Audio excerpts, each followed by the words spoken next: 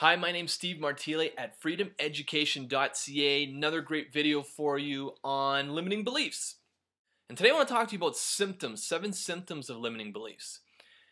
The reason I decided to do this video is because a lot of people are not so aware of the invisible or hidden forces that sabotage their success. And a lot of times it's not clear why things aren't working for them the way that they would like them to. So I thought, let's start with these 7 symptoms, because if you have these symptoms, then what I'm suggesting is that you're more likely to have limiting beliefs. I'm not saying you do have limiting beliefs, but it's a lot more likely. Here are the 7 symptoms. So I'm just going to refer to my notes. The first one is you feel like you're pushing to make it happen. So in other words, it feels like work. If you have a goal and at any point in pursuing that goal, it feels like work, I guarantee you have a limiting belief. And if you don't have a limiting belief, you have a limiting thought. Either way, you've got some sort of limiting pattern, thought pattern. Because when you really get down to it, I'm an engineer, right? So this is very logical to me. If your thoughts are going in one direction, and your feelings are going in one direction, and your beliefs are going in that direction, then your action has to go that direction. But if your thoughts are going this direction, and your feelings are going this direction, and you're taking action to where you're thinking, it feels like work. Do you get it?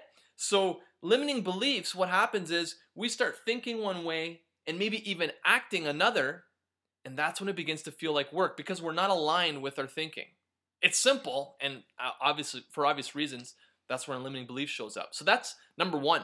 Number 2, you feel anxiety or restless.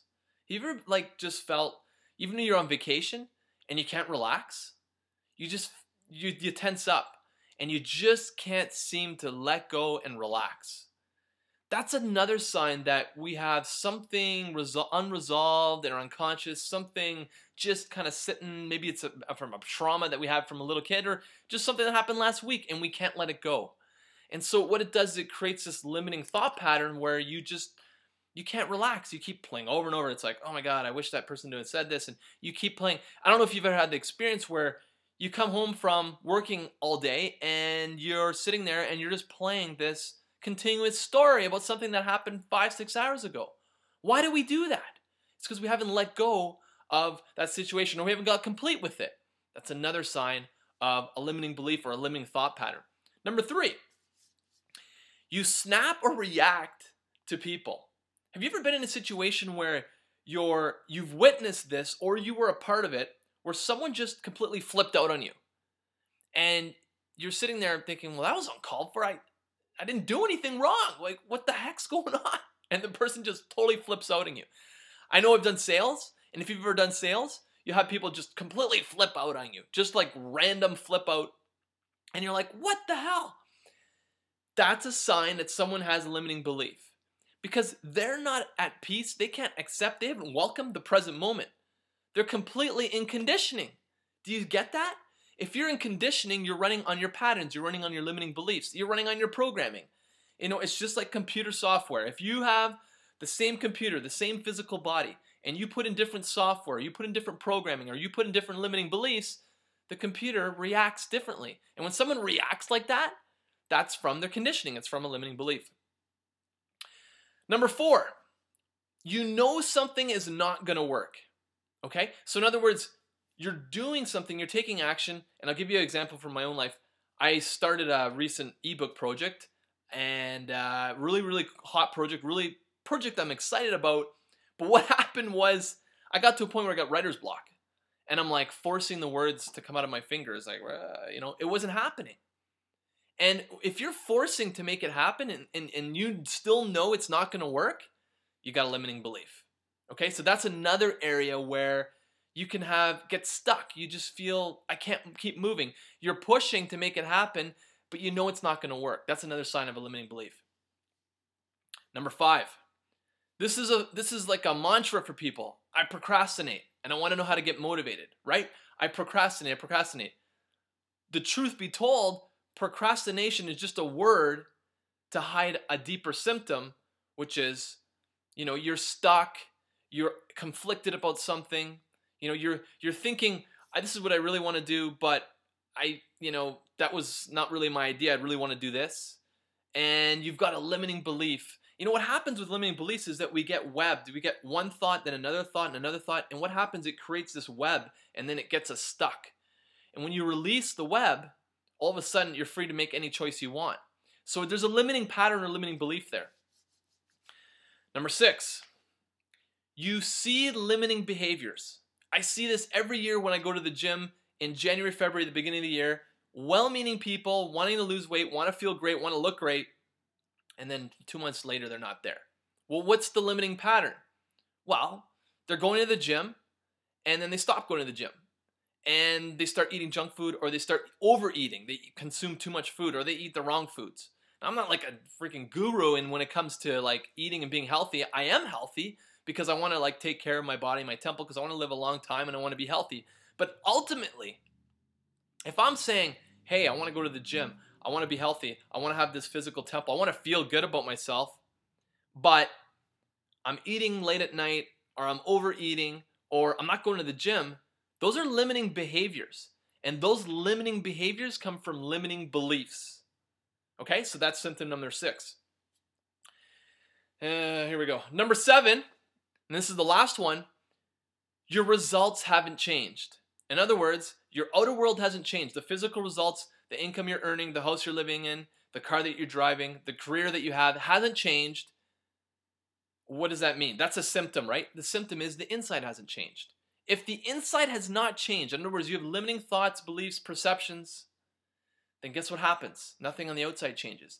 And if last year you have the same career that you have this year, even though you wanted a different career, you wanted to make a career change, you wanted to get into new business, whatever it was, and it hasn't happened, guaranteed limiting beliefs. If you're in a pattern where you start to see that year to year, and some people it's been 10 years, they've wanted to make this change. They've wanted to attract a girlfriend, boyfriend, spouse, life partner.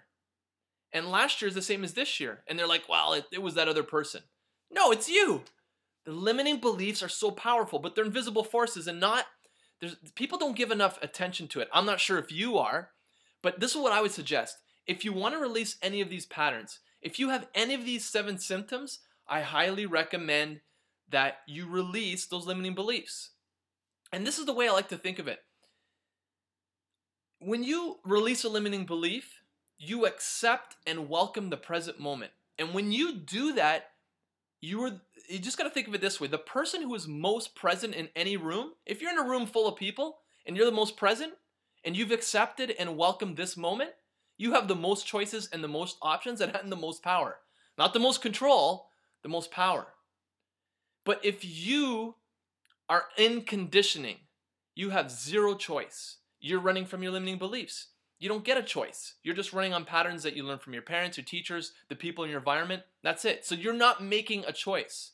So if you have any of these 7 symptoms, here's what I suggest. You've got to release these limiting beliefs. You've got to let go of these past patterns so that you can see changes.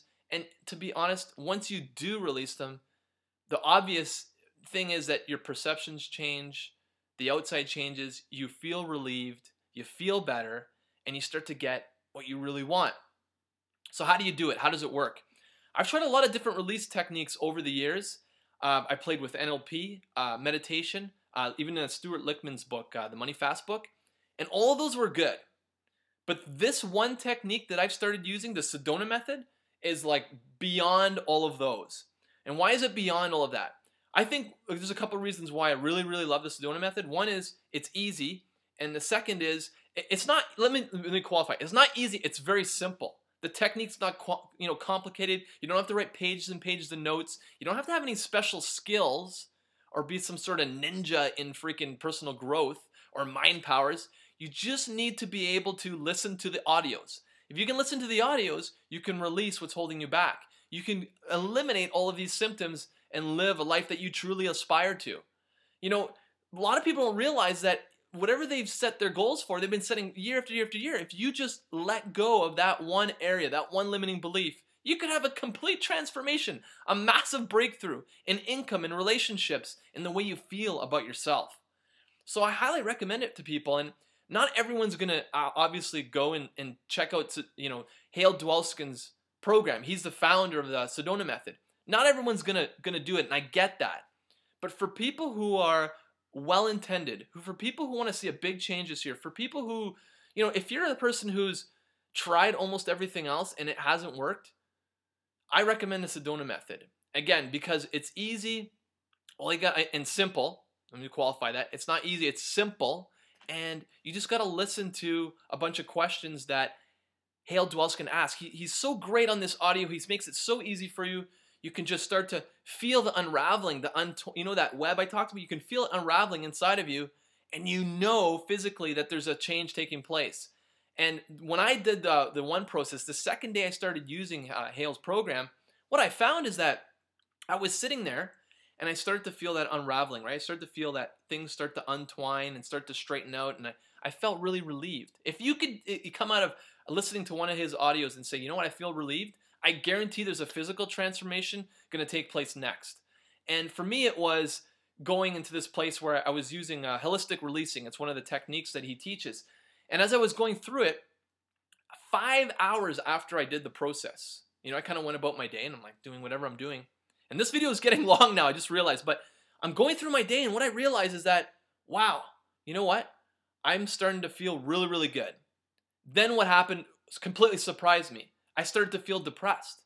And if you go through the holistic releasing, those are one of the techniques, so it's only a small piece of the entire process, you start to see that if you can accept both polarities, we live in polarities. If you can accept the good and the bad in your life, if you can accept the failure and the success, then the block dissolves. And when the block dissolves, you start to feel relief. And when you start to feel relief, then all the good things that you've always wanted show up. So there's a link below. Check it out. I highly recommend it.